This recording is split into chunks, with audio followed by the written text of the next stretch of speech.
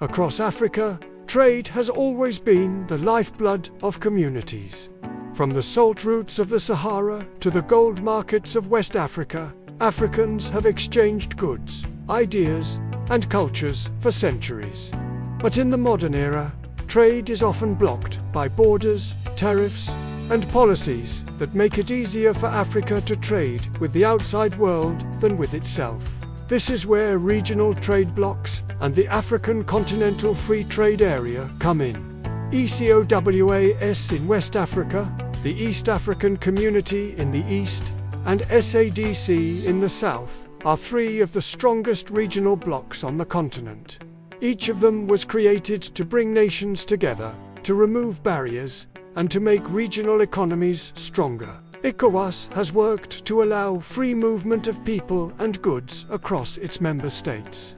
The East African Community has made it possible to travel across countries with just an ID card, and is working on a common currency. SADC has helped its member states stabilize economies and build trade links that cross borders. But while these regional blocs have achieved progress, they are not enough, because Africa is still divided into pieces, and trade between regions is weak. In fact, less than 15% of Africa's trade is with Africa itself, compared to nearly 70% in Europe. This means that African farmers, businesses, and entrepreneurs struggle to sell to fellow Africans, while outside companies dominate the market. That is why the African Continental Free Trade Area AfCFTA is so important. AfCFTA is the boldest step Africa has taken toward unity in the modern era.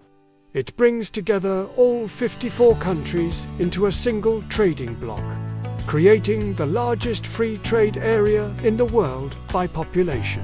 If fully implemented, it could lift tens of millions out of poverty, create millions of jobs, and give Africa the power to shape its own economic destiny.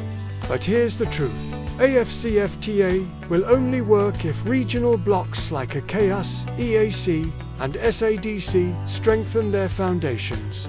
Because the AfCFTA is not meant to replace them, it is meant to unite them. Strong regional integration is the building block for continental integration.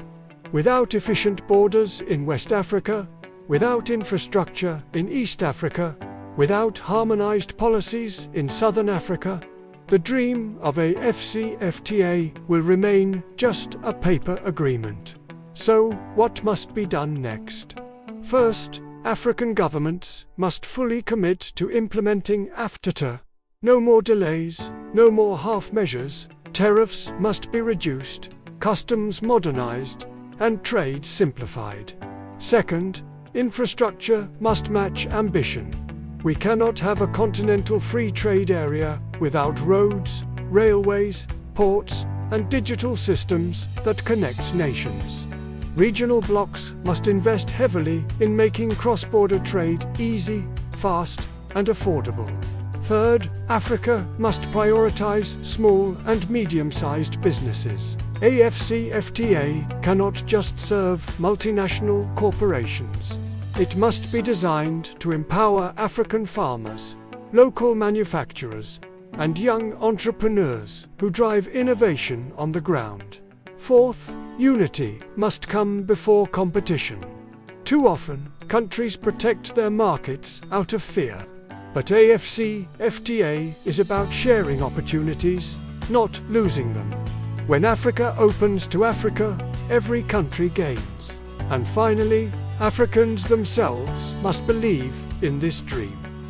AfCFTA is not just a government policy, it's a people's project.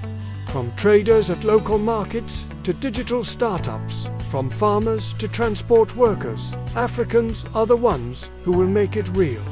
The African Continental Free Trade Area is Africa's chance to break free from dependency, to build strength from within, and to finally use its population and resources to its own advantage. Regional blocs like ECOWAS, EAC, and SADC are the foundation. AfCFTA is the future. The question is simple. Will Africa take this opportunity or let it slip away? If you believe Africa must rise through trade, unity, and shared prosperity, then be part of this movement. Like this video, share it with others who believe in Pan-African progress, and subscribe to this channel. Together, let us keep the conversation alive and push for an Africa where borders are not barriers, but bridges to opportunity. Africa will rise, and AfCFTA is the path forward.